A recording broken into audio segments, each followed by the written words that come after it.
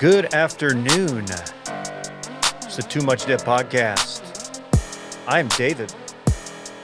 I host this thing along with my son and my partner live in studio, Dylan Shivery. You know, in an ideal world, I don't talk hockey with you. I don't talk puck with you during these NHL's Western Conference Finals. Unfortunately, we host a sports podcast together. And so we kind of have to. And I know we have a segment coming up specifically for that reason. And I'm not looking forward to it. Yeah, there's really not much you can say that would upset me. Really, like outside of, because this series thus far, we'll get into this in a minute, has not been contentious. It's been close. It's been great. But it's not like the first round series against the Wild, Stars Wild, where you had your known enemies immediately, like first period of game one, you're like, oh, fuck that guy. And then also fuck that guy. We don't have that. So it's fine. I'm a very thick-skinned sports fan. I take issue with people who maybe on Twitter, who I don't interact with regularly. Twitter fingers. Who just pop in just with something It's seemingly unfunny. It's the people who pop in when you're down and no other time. Exactly. Who are the worst. In a way that's not even funny or clever. Just like, boom, take that, man. And you're like Texas loses to Kansas in football, and some guy I've never seen before decides to just stop by and dunk on me real quick and then goes on about his way. That guy sucks. Tampa Bay Lightning fans, for example, a few years ago, as the Stars. The Ning. Well, I don't call them that. Okay. A few years ago, I heard from a number of them just out of nowhere. And it wasn't, some people will DM and be like, hey, man, hope we have a good series. You want to put a little something on the line, blah, blah, blah. I engage that. That's fine. But yeah, it's just the drive-bys with no humor or comedic value. It's like, well, what do you want me to do with this? Do you think I'm going to engage with this tweet? Here's a guy who I'd like to engage with. Yeah. It's KJ Ellis. Good afternoon. I've got nothing to add to this hockey segment that we're going to get into here in a moment that we're getting into, but I'm very, very happy to be here. I guess I could say I'm just disappointed that this series has not featured any nachos being salted by Salt Bae. That's the one thing I've noticed in the first two games. I think about that every time they show the little fake castle situation, which was we were close to the fake castle at Dylan's bachelor party. Right? Yeah. We were right over there. Were we not against it? Yeah. Yeah. Like you could walk up and touch it. I believe it's the same space now. And that, of course, is where Salt Bae, noted Turkish guy, noted restaurateur, air salted my chos. He did. And I think about him. We're 2 games deep, and I've thought about him each game. Yeah, I honestly think about him sometimes too, and I wonder how many other dishes he has fake salted in his lifetime. I think it's exclusively chos. Do you think he's actually salted more dishes or fake salted more dishes in his lifetime? Given the fact that he probably gets stopped for pictures, I would say no less than 200 times per week, I think he's fake salted more than he's real salted. Do you think every picture he poses for, he holds up the salt pose? And he doesn't, for purposes of this podcast, he doesn't have to actually let the salt go. He just has to have the pose for a fake salt. I took a picture with Lil Dicky one time. Mm-hmm. Dave is his real name, by the way. Mm-hmm. And every time he does the little dick thing, he holds up his fingers like that for every single picture he ever takes with anyone, and I love it. It's so funny. I did 2 pictures with him on that cruise, and both times, little dick. Noted small cock. Is that worse than, wow, that's full blown list by me there. Is that worse than going back? I don't know why I added a T this time, and going back for seconds at samples at Costco, or getting like a second picture from a celebrity on the same cruise? What? Or were you on like a panel? How did you end up? You said you took 2 pictures with a little Dicky. Oh, yeah. That is a little weird. So, did you go back for seconds? What's the scenario in which you go? Okay. I photographed twice. I see what you're asking. He was on the same cruise ship with us the entire time. Most artists flew in, did their set, flew out. Not Little Dicky. He was poolside. He went to the beach when we went to the beach. He was hanging out the entire time. He was close to us during the Tyga concert on I the remember ship. Tyga flew in, did his set, flew out. Little Dicky was just one of the people. This was before he was like really, really famous though. He's kind of just low key famous at the time. Still got bops though. Dylan, what you just explained, you really set the scene, but you did not answer KJ's question. Why did you go back for a second photo? Because it was available, it sounds like. Because it was LD, aka Mr. Leftward Sloping Penis. And Okay. it was a good time. There you go.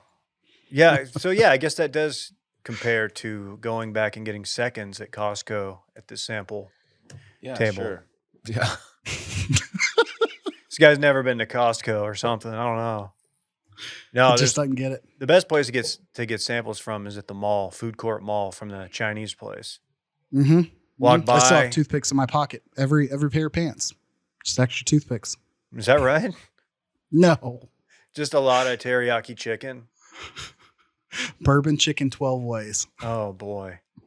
Hey, follow us on social media. A lot of people don't know this is more than a podcast. It's a piece of digital media. And we have an Instagram, the Too Much Dip Pod on Instagram. We also have a Twitter, Too Much Dip Podcast on Twitter. I think that's right. That's TOO, not the number 2. You could probably figure that out, but some people have trouble with that, Dylan. Some people might go TO. That would be really embarrassing. You shouldn't have trouble with that. Also, can we get that tweet, Randy? This is your young Jamie moment. We're going to need the tweet. Friend of the show, friend of the company, our old pal Kayla Habe posted something today. And since this is a meat smokers adjacent pod, we'd like to talk grilling when the time is right. We're going to talk some grilling. Kayla posted that a gentleman invited her to grills in quotes here yesterday. Someone, I don't know how familiar she is with this guy, lives in the apartment complex, I'm assuming. But she posted a photo of said meats on said grill. And the results I found shocking. This is a very sad grill scene, Dave. And as someone who takes smoking meats very seriously, and grilling meats for that matter, this has got to just absolutely repulse you. So I wanted to come up with some clever response to her tweet. However, this is so poorly done as far as the ground beef, to which we later found out was for burgers. I thought maybe there was some method that I just didn't know about, and I was scared of looking like a dummy and getting called out, that I just didn't comment. I hit it with the RT, but I was taken aback. This ground beef looks like it was dropped from a helicopter a few hundred yards above the grill and just splatted on there. Did it go through the blades first? Like, I don't really understand. I don't know what's going on here. I see no semblance of a patty formed at all. Is this tube dispersed? Like, I don't even know what you describe, but tubes of ground beef that you will see. Yes. Beef, if you will. He slices or opens up one side and he's just squeezing it out like a breakfast sausage. Yes, exactly. I think that's what's going on here. It's still completely inexcusable. He then seasoned the ground beef as it was sitting there. Instead of being like, this looks like shit, I might want to form these better or spread it out more evenly. He's like, you know what? I'm just going to season it as is. Yeah. The season is not even evenly dispersed. We talked Salt Bay a few minutes ago. I don't know why I said that so Irish. Salt We talked Salt Bay. Yeah, we talked Salt Bay and he's missing a meat. It looks like he attempted to use the mustard for the binder. As a lot of people know, Mitt Romney especially, you can have binders full of anything. This is a binder for meat. You can't really taste the mustard. It's just there to hold on the seasoning and let it soak in. This is so poor. And then the shish, the vegetable skewer, which he got defeated and he took the mushroom caps off. He's going to let those go solo. I've got so many questions, and we're not going to get the answer because she's not on the show, but man, what the fuck? Is anyone at all concerned about the E. coli here of the raw vegetables and raw meat in such proximity? The raw meat is too close to the vegetables. Yes. There's going to be some interaction. Ideally, the heat takes care of all that. My biggest concern here is that, sure about that? yeah, it should. My biggest concern here is that, not my biggest concern, but he used this picture to entice Kayla to come hang out with him. Like this is a flirtatious attempt, and just talk about the worst way to set the tone.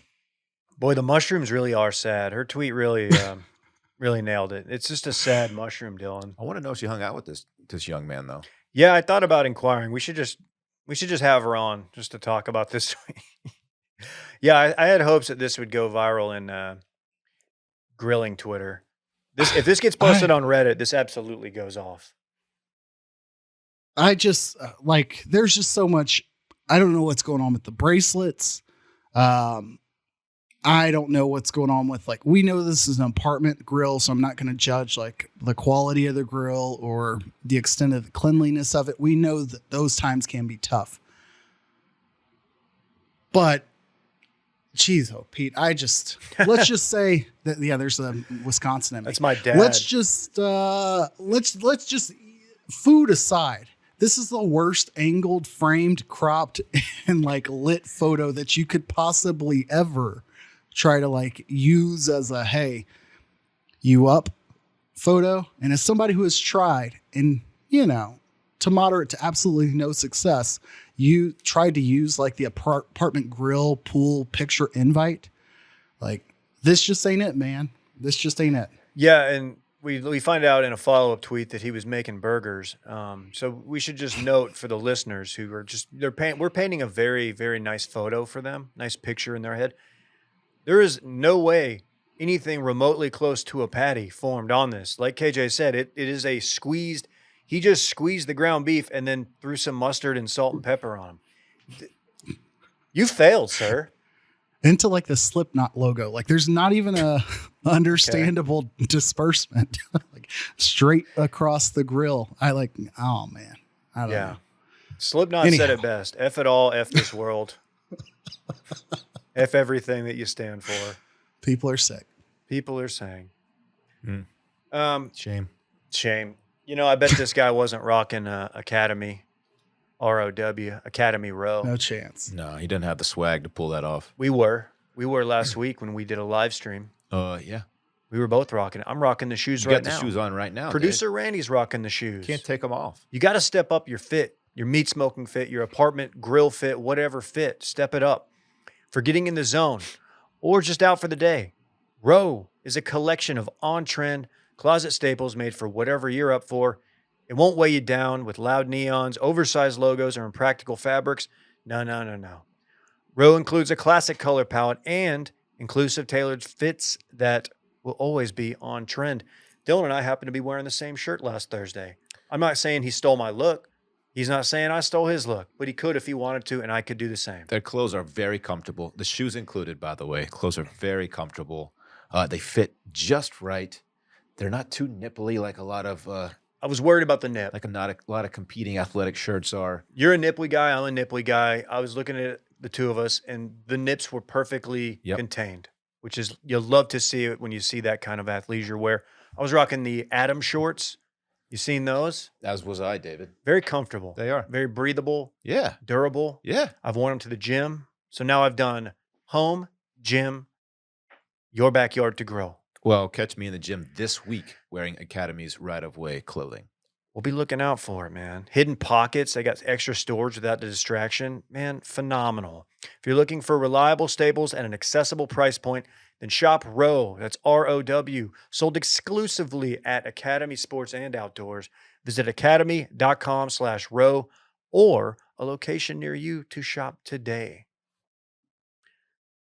We got to talk golf. Oh, yeah. KJ, I know you were dialed. For a moment, I think we should all just take, a beat and just say, damn, those live guys are great. Right? I'm not beating it. Was just KJ. I'm kidding. What are we doing? I'm kidding. I was very happy for Brooks Koepka, even more happy that we consumed Full Swing, and I'll just stick to the first point here.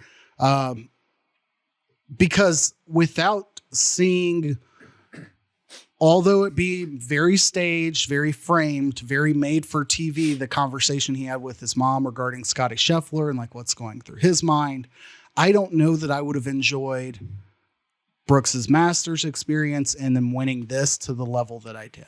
I joke a lot about the live tie and all of that. Like that's a whole separate conversation. I think just the individual player and being able to either like or hate Brooks as a golfer, like from a fan standpoint. I think having had that conversation where he came off as more human than we've seen him in the public eye in years past, to follow it up with this type of turnaround. Like, I mean, he's a Masters well, that's a stupid way to say it, but you know, you remove that Sunday from the Masters and like, that's what has given Scotty Scheffler his name, was like reeling off 2 back-to-back majors in 2021 and like or I guess 2022, and everybody just like taking notice. If Brooks had done that this year, we're like, okay, here we go again. Is Brooks gonna turn around? Is he gonna go 3 for 4 this year? Like, it would have been really, really special. But yesterday, I think, given our recent history with him, I was blown away by it. Brooks Koepka is one of the few golfers who, when playing their best, they feel like they're unbeatable. He had the stretch, of course, a few years ago when he was just winning major after major, and it felt like if he brought his A game, everyone else was playing for second. There are a few guys like that. Brooks is absolutely one of them. Considering the run he went on a few years ago that I just mentioned, yes, I know that he's gone through some struggles of late, but you knew that he was going to figure it out at some point, and when he did, he was going to start stacking them up again. The guy I don't like him. I think I've said that many times, but his killer instinct is pretty undeniable at this point. He had it going, and when he has it going like that, I mean, good luck to everybody else. Yeah, he's got the killer gene. We saw that. I mean, this was his 5th major. He's seemingly unflappable. He doesn't get bothered if he has a bad hole, if he makes a bogey like he did on 9 yesterday. Like, he moves on, and that's what the great ones do. 5 puts him into pretty rare territory, ties him with Byron Nelson, Lord Byron Nelson, among others. Seve. My only issue with Brooks as of late is just the only thing that bothers me at this point is when he acts too cool for golf. That's it. That's the only thing. It's like, dude, I wish he would practice that, or like the lift thing will never not bother me, at least a little bit. But I hear you. It bothers me less than this, just because like there was that moment in Full Swing where they show him and he has the comment he's at Waste Management. He's like, this feels like a real sport. Like talking about the stadium hole. It's like, dude, like, don't, man. Like, just enjoy what you're doing. I don't know. He has benefited from Full Swing more than anybody, because he was, although like y'all said, it was felt very produced and packaged. It did feel like he was a sympathetic figure in that, because he was hurt. He dealt a lot with injury issues. He lost his game. He was pretty open about that. And I mean, coming off the Masters, like you said, like, dude, he absolutely imploded. He was in the lead. He should have won that. I mean, I think most people thought, well, this is his. He's going to finally get his green jacket. He imploded. I mean, like, from the first tee, absolutely pulled one and was out of it. And I don't know. He seems to be well liked by even the PGA guys still. You saw Rory there, gave him a big hug. Of course, fan favorite Michael Block was there to dap him up, as was former foe Bryson DeChambeau. And I guess that beef is squashed. I think both of them were kind of playing into it. I don't think they really ever hated each other. But the live angle doesn't really bother me, because I just kind of come to terms with, like, okay, if they've got DJ, Brooks, Bryson DeChambeau, and Cam Smith, like, someone from that 4 is going to win a major in the next few years. And of course it's Brooks. Really, really weird weekend from DJ. You don't really hear much from him at all. Patrick Reed too. Thursday, wasn't he in it? Not in it, but he was.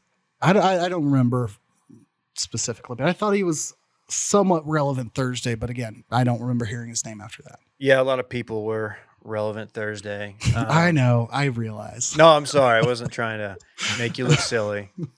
You did it to yourself. Dave, you had you had 2 consecutive tweets that I thought were pretty strong. The weaker of the 2, in my opinion, is the one that went kind of by. I thought the block is hot one should have got more love, but I think that's probably a reference that fewer people got. I think there's a lot of people who claim to be Lil Wayne fans, and not a lot of people know about the block is hot era. Mm-hmm. So, yeah, thank you. I thought that one was good too. Yeah, it was kind of a heat check. Yeah, not shocked that golf Twitter wasn't really in on the block is hot tweet.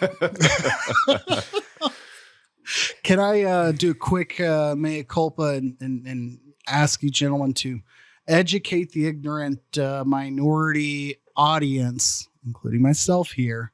Whoa. By count. I did throw unnecessary shade, if you will, into the group chat. One very deserving note that Michael Block, correct? What's his first name? I'm sorry. Yeah. I don't. Okay. I'm not intentionally trying to disrespect. His hat, Friday, Saturday, whatever, atrocious. Don't know.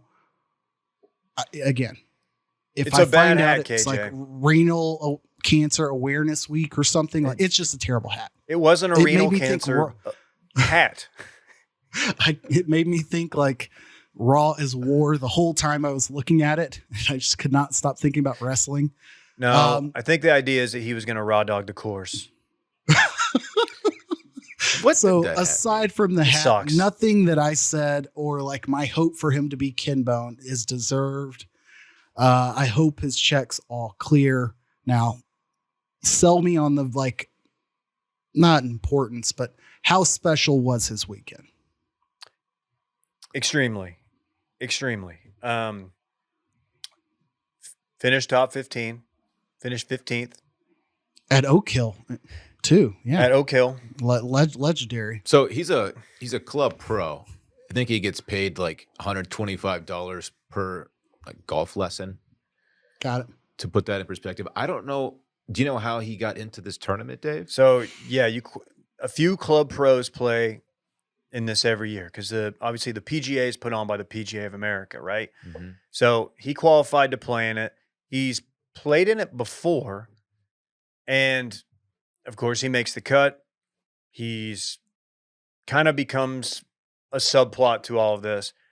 And even if he had gone out yesterday and shot 75, he still made the cut, and it's still cool. And he was still very grateful to be there.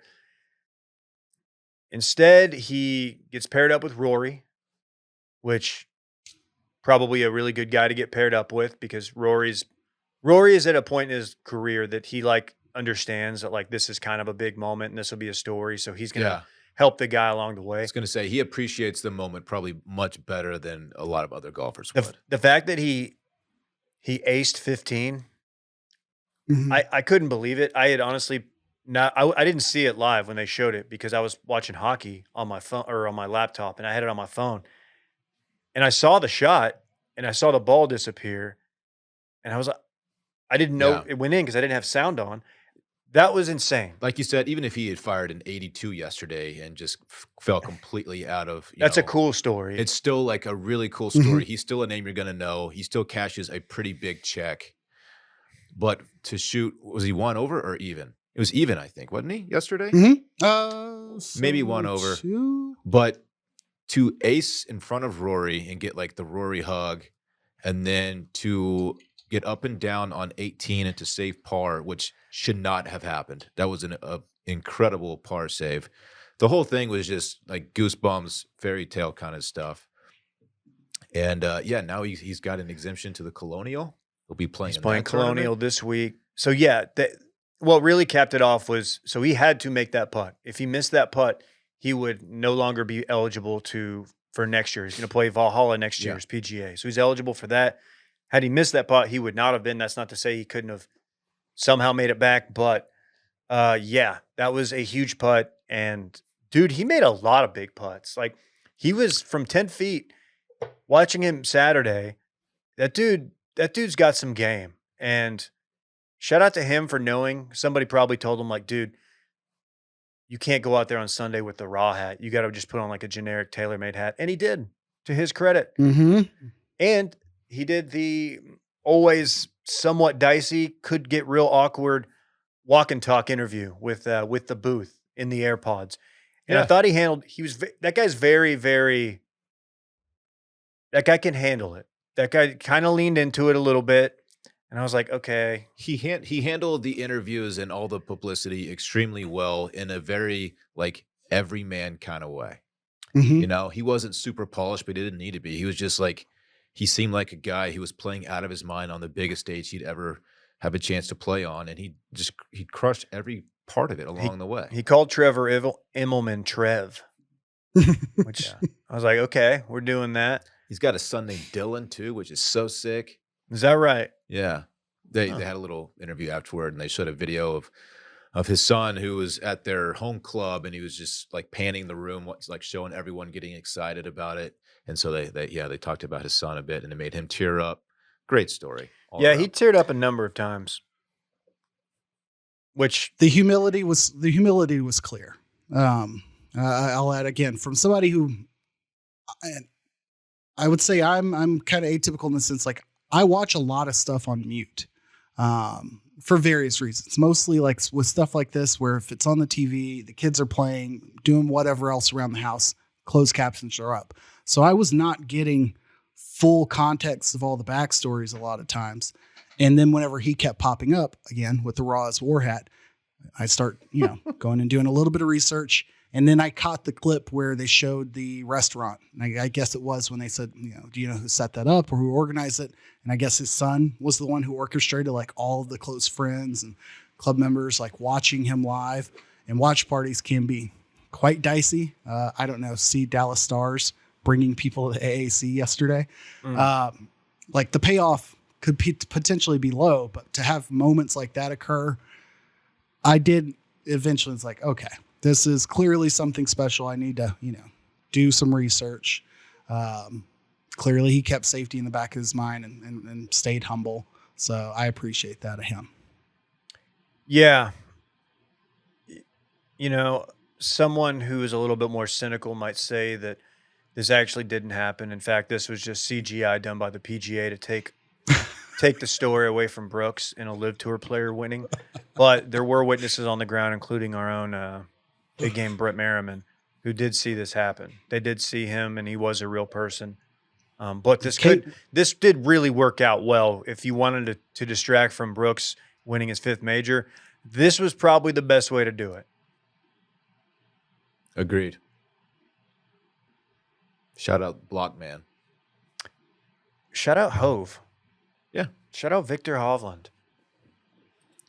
How did it feel when he put that bunker shot, just embedded it in the side of that little did grassy the same bank? Identical to what Corey Connors, Saturday's leader, did. I don't fault him for going for it because he had to. Brooks was in the middle of the fairway. Brooks had been nails. Brooks was going to birdie that hole. But damn, dude. That's when they showed his face in slow-mo as he's like finishing out his swing and he realizes he just hit it directly into that mound.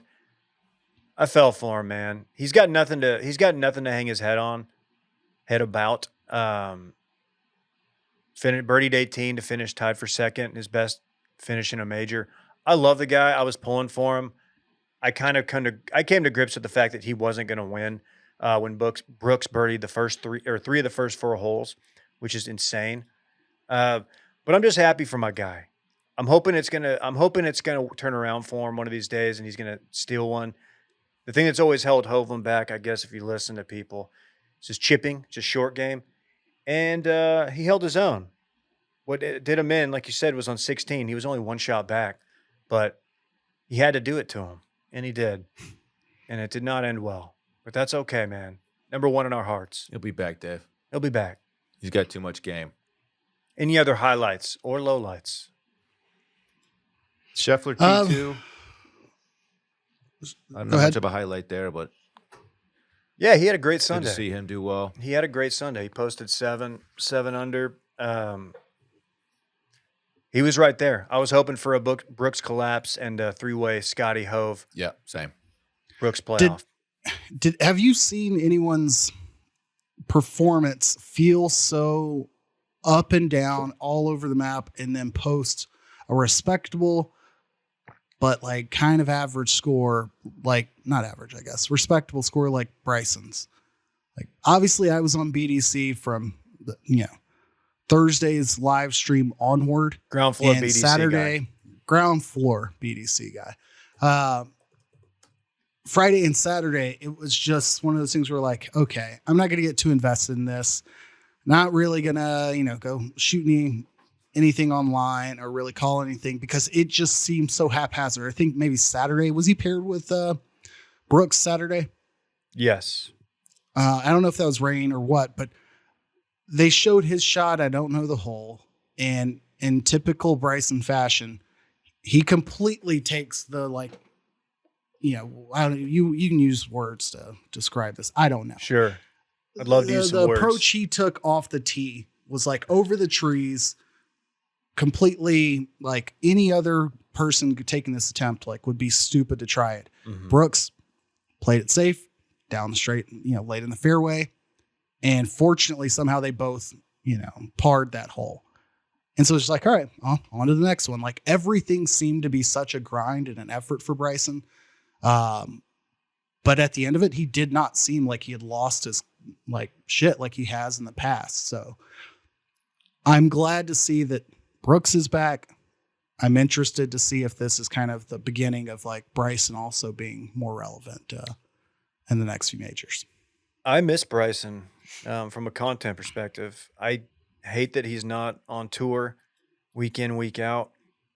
If there was a live guy who was going to win, if I had to choose, my pick would have been Bryson, just because it's so. It would have just been that much. It would have been so annoying for people that it would have made me happy. Whereas Brooks, it's like, holy shit, this guy's a menace. This dude's got 5. He's gonna flirt with double-digit major wins if he stays healthy. But Bryson, look, he's trimmed up. He's now at 2,900 calories per day on intake. That's down from 5,000. He's a whole different person. Like he's like a shell of his former self. It's weird to see. And weirdly, still hitting the ball. Still hitting it really far. But you know what? Maybe the longevity play is the way to go for him. But I do miss him week in, week out. And yeah, KJ, I think BDC is going to make you happy down the road. BDC. Brooks and Bryson, one's a deuce, the other's a chotch. I think it perfectly describes who they are. Them being on live is so perfect. It makes them even more hateable, which I appreciate. But they're also villainous in a way, and I guess that's good for golf too. What's next for the live tour? Where are they at now? What's the next stop on the C-Dub? I don't know, but no one's watching them. KJ's watching it. No one is watching. KJ, be our live correspondent. I promise you, I watch at least 30 minutes to an hour every time that it's been on. Had we where been they're headed next? You're one of the few. If for some reason we'd been around Tulsa way a couple weeks ago when they were there, I would have gone up for it. Yeah. Whatchamacallit, like media pass requests need to be automatic. DC, May 26th at Trump National. The team. Deej will be there. Deej will be there. Let's go. Of course, it's a Trump National. You want to knock out a little NHL? Then we can finish up with the National Basketball Association. Sure. What do you think, KJ? What are you? Yeah, go ahead. Here's my take. Golf sucks, or hockey sucks. Okay. Next Okay. sport. I'm kidding. It's just tough. It's very hard to watch right now. I truly hate the Golden Knights sweaters. I hate that jersey. I don't like the little sparkles. They look terrible. They're sparkly, aren't they? The spicy mustard color scheme is bad. When they released that iteration of their jersey, I thought it was just like a only available to fans. I didn't know they actually wore those in actual games. But they're a gold commemorative sparkly jersey. Yeah, it's what it looked like to me. Just a fan shop thing. It was commemorating all the nights we've lost throughout the years. Yeah. Well, of course, one of the reasons why I don't love the idea of talking hockey with you, Dave, is not just that the Golden Knights are up 2-0 on your Dallas Stars. It's the fashion in which they won both of those games are just a little extra painful if you're a Stars fan, I guess. First one, overtime win. Second game, it looked like the Stars had it. In about a minute before they're even able to pull their goalie, they sneak one in to tie it up. And then so quickly in overtime, they finish it off. I know it's not a fun way to lose. No, yesterday was the most painful sports loss in many, many, many months. It was for game one, we've lost an OT. Both previous series, we lost game one in overtime. Mm-hmm. So it was like, okay, we've been here before, fine. You went to overtime, that means you played them really well on the road. And obviously in game one, like Vegas outplayed Dallas most of that game. Whereas game two, that wasn't the case. Dallas played their game for most of it, and then just an awful turnover, Ryan Suter. And I knew, man. And no one in Stars Twitter, no one in Stars Nation felt good about OT because their overtime record in the regular season was atrocious. They just lose. Ottinger has never won a playoff overtime game, which is a weird stat. We're down 0-2. I still think, I mean, there's no reason to believe that they can't win 2 at home. They can win 2 at home. Take this thing back. I think there's a good chance this goes 7.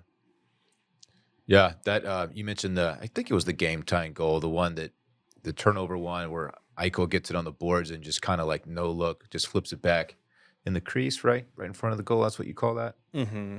Just throws it back in the crease. That was the blue paint is what they're calling it. That was pretty sick. Pretty sick little assist there. Yeah.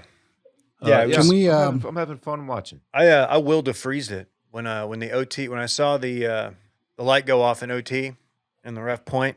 We had a goal, good goal. I slammed my laptop shut. Oh, I did. I get it, man. I did it. I went full scaries on my bitch ass. You didn't even wait to see if it was going to be a challenge or anything. No, I knew. Okay. I'm not waiting around for that. So I honestly have not even seen a replay of that goal. So yeah. I missed it entirely. I don't know if I was watching Brooks' speech towards the end of the game or what, but the timing of the end of the Stars game and the end of the PGA were somewhat overlapping.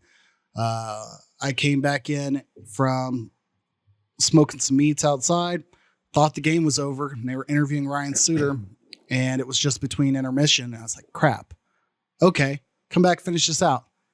I'm watching score, flip over. And not only did they tie it up, but then it was over. I missed both goals. I was just that out of it.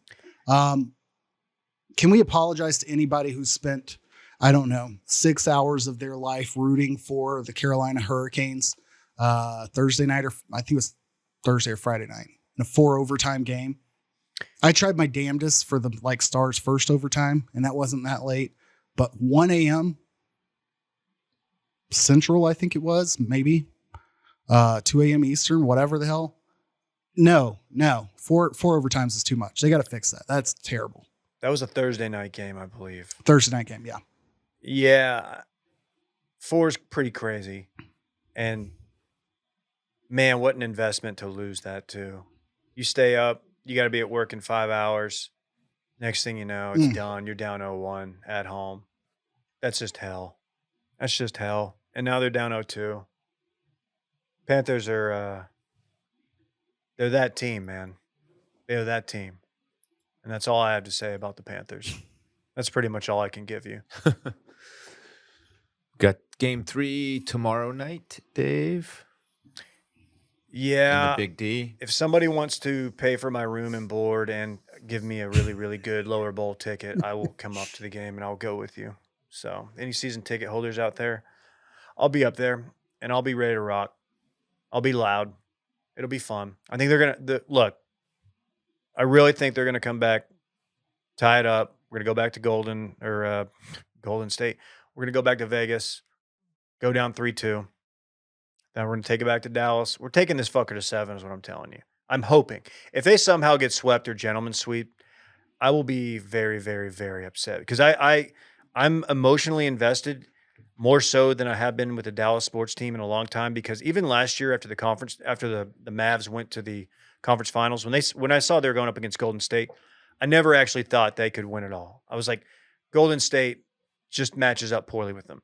I told Alyssa before this series started that I would be going to a Stanley Cup game. I was like, I think they're going to win the Stanley Cup.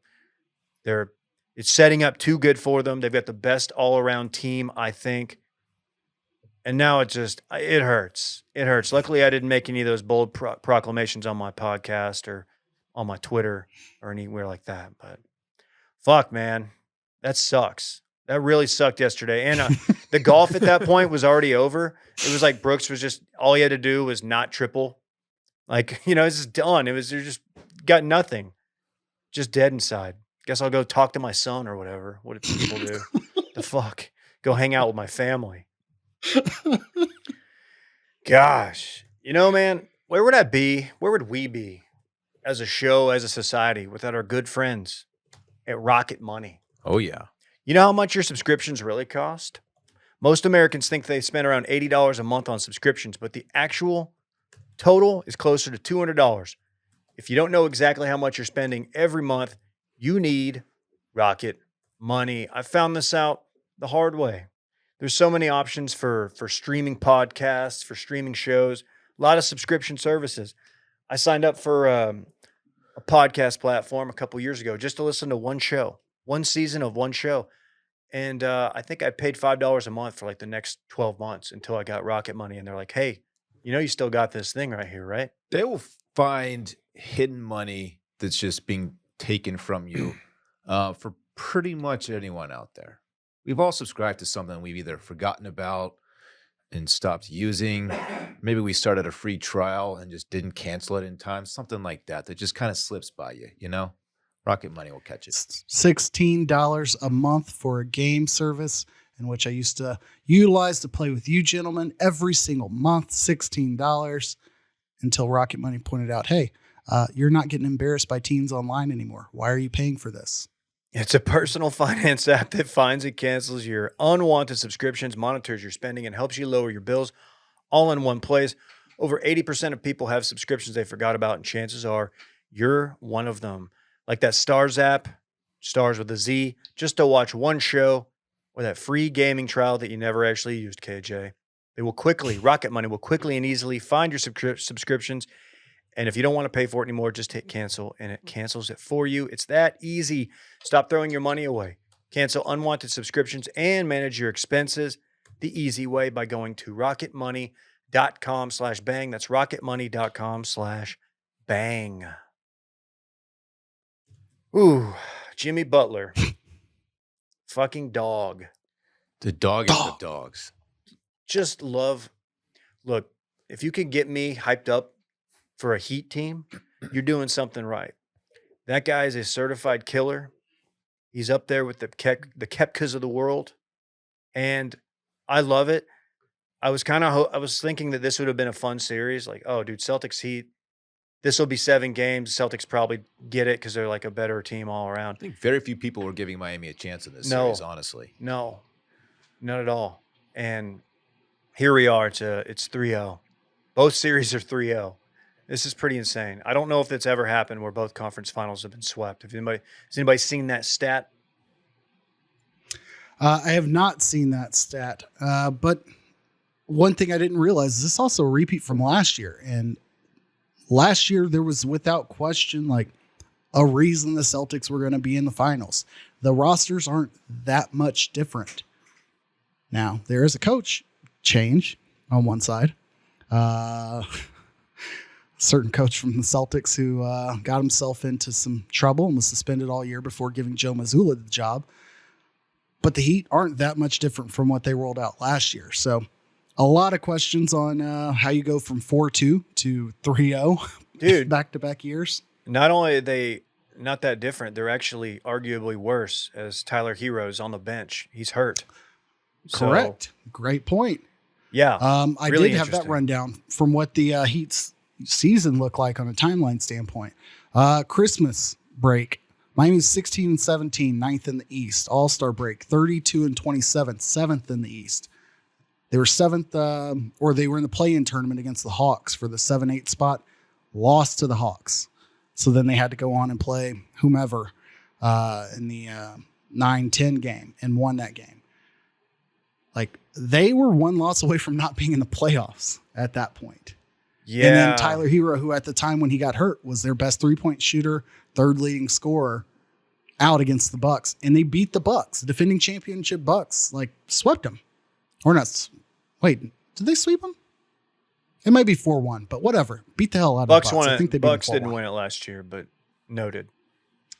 You're right. The Warriors won it last year, 2 years ago. I'm sorry. Yeah, I had to sports bully you there. I'm sorry. No, you're completely right. Just wild shit.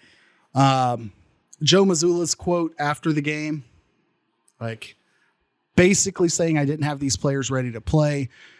Jason Tatum, Jaylen Brown absolutely did nothing in the fourth quarter. Discussions about like, okay, you're the head coach. Why didn't you have these guys ready to play? It's not that unique of a statement to say. If you're a franchise player, you shouldn't need the coach to have you ready to play. I don't understand what that means. Like that blows my mind. Like that's the difference of like a coach. But I think if you have Pat Riley and Eric Spoelstra, if the coaching staffs were flipped, I think that you might have a 3-0 series the other way. I think Spoelstra and then Pat Riley behind him. I think that's how good that coach is. Tatum's been awful in the fourth quarter, like the entire series. It's really unbelievable from a guy who's people were arguing over him being a top 3 player all year for the last couple of years. Chance. MVP. I don't really know what that means for a coach to have his team ready or have his players ready. I guess it's just saying the right things. I don't know at that level with the money those guys are making. Like, really, what can you say to get maybe change up the pregame meal? I don't really know. Like he wasn't. It's like youth sports. You're like, did I tell them the right time to show up to the field? Did I have the right juice boxes for after the game? Did they know that they were going to Cece's to watch Marcus Lopez eat 38 slices of pizza? Did they know that? I should have told them. I didn't have them ready. Yeah, that guy, poor guy. Seems like a nice guy. Going to be looking for a job with a lot of coaches right now. You mentioned Tatum not playing well in the fourth quarters of the series. LeBron, on the other side of it, has just kind of disappeared in the fourth quarters. He just looks old and tired. His legs look cooked, man. He just didn't have the stamina like he used to, and it's sad to watch. I think, he's going to stick around for a couple more years. Obviously, I know he wants to play with the son. He's just not the same guy. I was interested about that because, like, he has said he wants to play with his son, which a lot of things would have to go right. And I'm sure he has the clout to make that happen with the league, have them pull the right strings. But is he the kind of guy that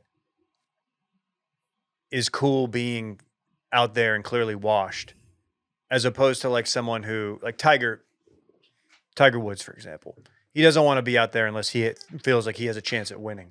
Does LeBron have that same mentality, or is he down to go out there and play 8 minutes a night at 40 years old? I don't know. That's really weird. I don't want to think about it. I think he would if his son is out there. I guess so. I mean, he basically said that. Isn't that also Tiger's rule too? Like, I'll play in turn. Like, he'll go out to support Charlie. But it's just like in a novelty capacity at that point. If you're just like dragging your old bag of bones out there just to like be on the court. Your old ass dick. You know what I mean? Just to be on the court with your kid, which is a very cool thing to do, obviously. But man, it's also like, that's a lot. That's games on the line. Are you in the game? Like, are you going to put on these headphones and podcast when Parks is 19 doing some pods and you're like 85 years old? My brain is going and you're just dragging me up here. Yeah. Parks is roasting you for your talking points memos with the boys. Mm-hmm. Like he's doing that for podcast episodes. Yeah. Jeez, Pete. I know. I'm sorry. Yeah, they're cooked. They're cooked. Denver's a really good team, obviously, but the Lakers they don't have it, man. Denver, Miami is gonna be fun. Yeah. That's got 7 written all over it. And if there's one thing I've been right about, it's predicting how long series will go. So that will definitely go 7 games, and it will be fun as hell. Denver's fucking sick, dude. Yeah. Bam and Jokic is going to be in, Bam's not ready for that defensively, but it's going to be interesting. No, you throw Jimmy Butler on Jamal Murray, like that can be a problem. That's a problem for Denver. Did you saw game 2 did you see how that played out where you've got Celtics doing Grant. everything right and you got Grant Williams, the definition of a role player, just a dude. Guy who does some bits. He'll do bits from now and then, but you don't get in Jimmy Butler's face. There's one dude. You don't poke Luka. You don't poke LeBron. Don't poke Jimmy Butler, man. Because that was unbelievable. Jimmy Butler's post-game statement. Did you hear that? No. Basically said, I kind of like it. If somebody's talking trash to me, it means that they think that I'm good, basically. And I'm like, that's a very low level way of saying that. But he's like, it's like, I appreciate it. I want more of that. You know what? It did focus it, fueled my will to win, which sometimes that's a little bit superfluous, but he's like, please keep, I don't know if I'm that guy that you want to talk trash to, but by all means, keep it coming. Which I was like, that's delicious. He did not put Grant Williams out. He even said Grant's a good player. He hit a big shot, gave him his credit, but don't come, I'm not the one you want to fuck with. I appreciated that.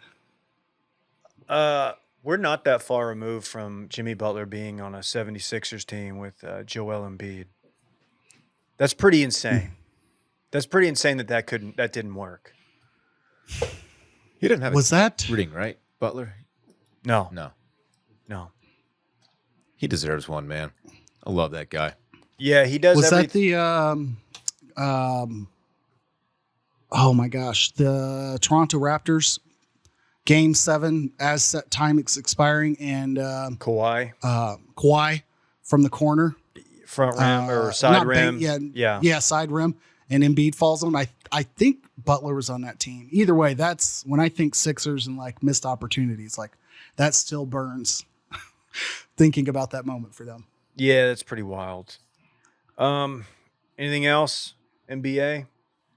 Don't think so. We could just roll right into the part of the podcast where we continue to podcast, but we party at the same time. It's just a more fun, shorter version of going through segments. It's just, it's all light stuff. KJ never really slips in some really just horrible headline or anything.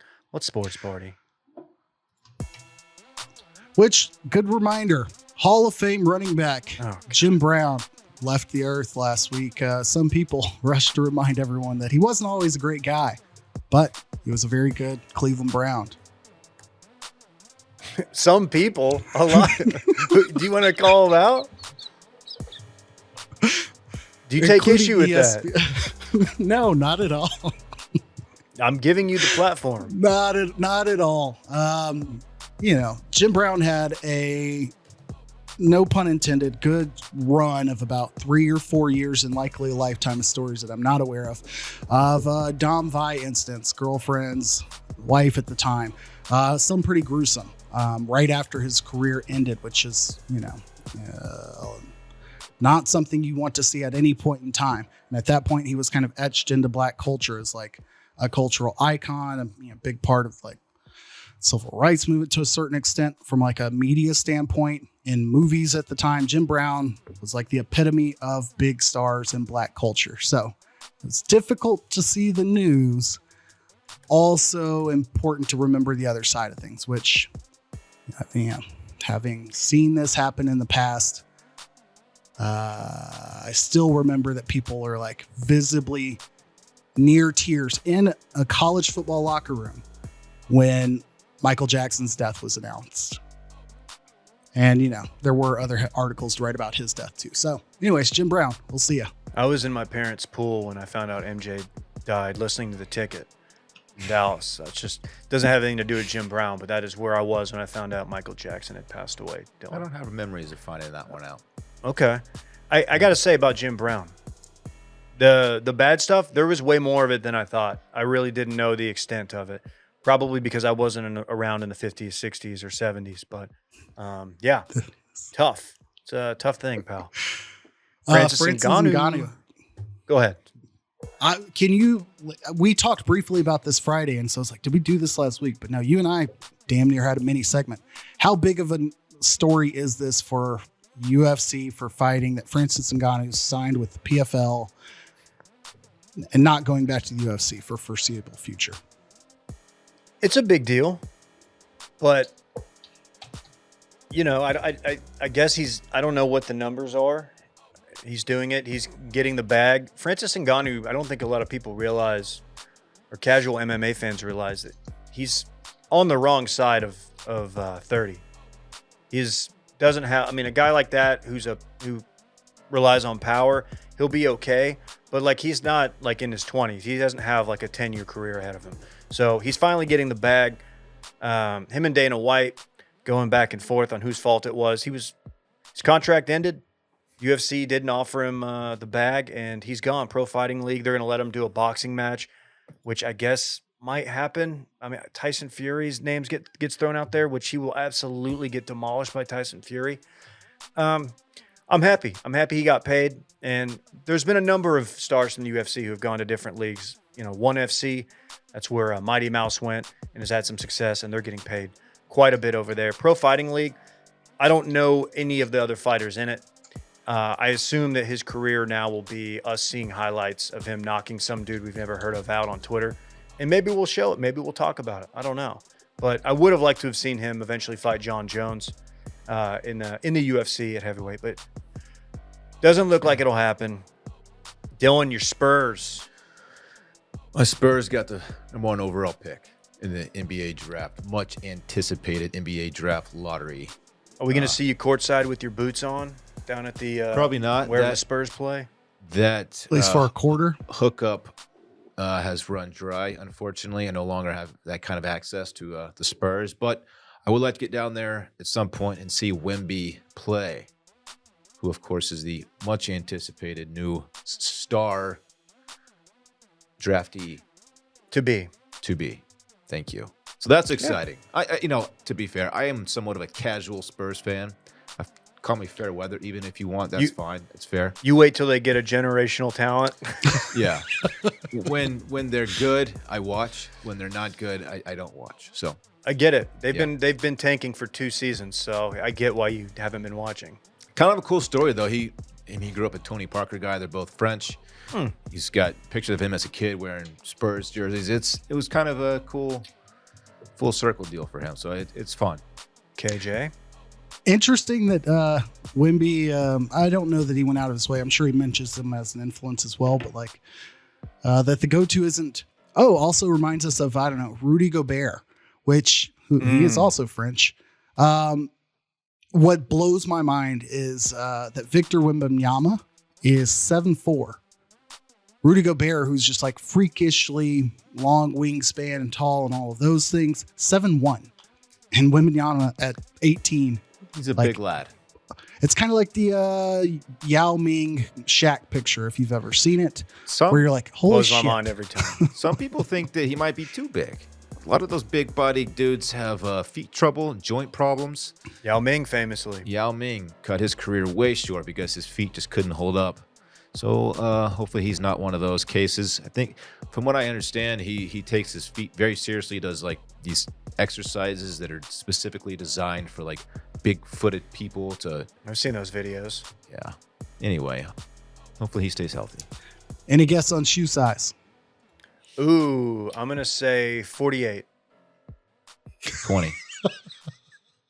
20 and a half. European Wow. size of 58. So You were closer. Dylan was closer. We had another bad-ish decision in boxing. Vasily Lomachenko, Ukrainian, one of the most fun guys to watch in that division, against undefeated Devin Haney. And I watched this fight. This is what I did Saturday night. It was quite fun. I streamed it. I thought it was close. I thought there was a good chance that this would have been a draw. But no, they gave it to Devin Haney. One of the cards was truly awful. I thought Lomachenko won, but only by a round or two. And most of the combat sports world is saying Loma was robbed. Again, I say this probably like 3 times a year on this show in the sports party. Like, dude, boxing is fucked. I'm never going to watch boxing again. Luckily, I didn't pay for this stream, so I don't feel too bad. But that sucks, man. Sucks for Loma because he's older. He's 36. This is his 3rd loss. Devin Haney will probably go on to fight Gervonta Davis or somebody else, but whatever. And we got breaking news. Excuse me, I added this one in as I cough on my water.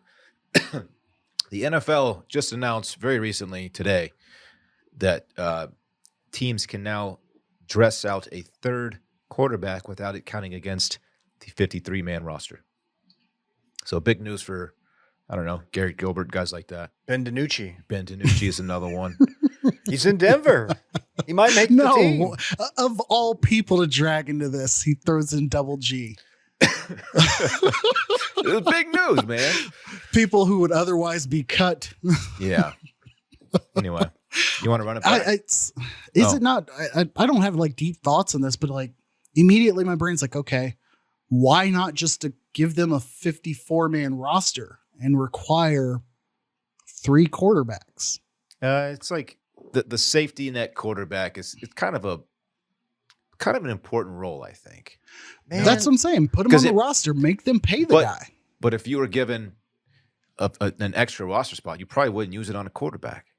You know, so it kind of changes the dynamic of your team. Yeah. Wait, does this just mean that there's less of a chance of like a receiver having to go back there and run the Wildcat? Yeah. See, I don't. We're Then not I'm going to against see this. that Denver shit. I'm against this. I'd like that. You know, you get once or twice a year that you just you have to roll somebody in there who maybe played quarterback in high school, and I think that's fun. It's fun to have fun, Dylan. I like fun, Dave. This fucker doesn't like having fun. Speaking of fun, let's run it back. What's that? Of course, it's the segment during which we talk about what we already talked about. Yeah. Oh yeah. We talked hockey before talking hockey, even though Dylan is afraid to talk hockey with Dave right now. Dylan took 2 cruise pics of Lil Dicky, a.k.a. Mr. Leftward Sloping Penis. Some dude fumbled his grilling situation bad when trying to impress Kayla. The block was, in fact, hot. KJ is trying to make BDC happen for Bryson DeChambeau. He's just really trying. Dave had nothing left to do but talk to his son and spend time with his family after his Stars lost Game 2. It's true. KJ again reminds us of a sports death during the segment that's supposed to be a party. He also reminds us of his domestic violence past. Jim Brown's not KJ's. Right. Jim Brown's. Yeah, as far as I know, KJ's clean on that front. And finally, KJ learned that Devin Haney and Hank Haney are very different. Yeah, 2 very different guys. Their first names are actually not even remotely similar, believe it or not. No, not at all. I was going to chime in that conversation, and as soon as I started to say Hank, David said Hank or Devin again, and I'm like, wait a minute, let me make sure he's right, and he definitely was right. Hank Haney, one of the thirstiest Liv supporters on Twitter. He clearly is angling for the Liv bag, and he will RT any pro Liv stuff on Twitter. And yes, I do follow him still. I don't know. It doesn't make much sense, but I do. It's a big weekend for tour pros or PGA pros, whatever. There you go. Good tie-in. Good callback. Good show. Good stuff, guys. Any parting thoughts, KJ? Live, laugh, love. Mm-hmm. You shouldn't have tossed it to KJ. Just no, I'll toss it to you. You got anything? Just looking forward to some hockey, man. Randy, what about you, man? Go Stars. All right, thanks, buddy. Fuck you. All right. Thank you, Randy. Why are we dressed like houses in Seaside today? God, we really are. Show us your sleeves real quick before we get out of here. Oh, this is the sleeve that I'm talking about. This is a tiny shirt. This is a Randy-sized shirt. Oh, now. Can't even Turnpike get over that. Troubadours. Doesn't even get over that shoulder, that deltoid. We'll see you next week. Bye-bye. Show on Tuesday because of Memorial Day. We will be in remembrance, and then we will record Tuesday. Does that work for you guys? Sure. Bye-bye. Bye. I want my chips with the dip. That's all I know. I don't want my chips plain. I want my chips with the dip. So bring them dips.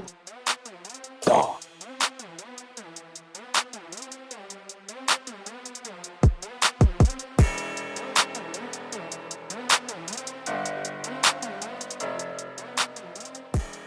Mama, there goes that man.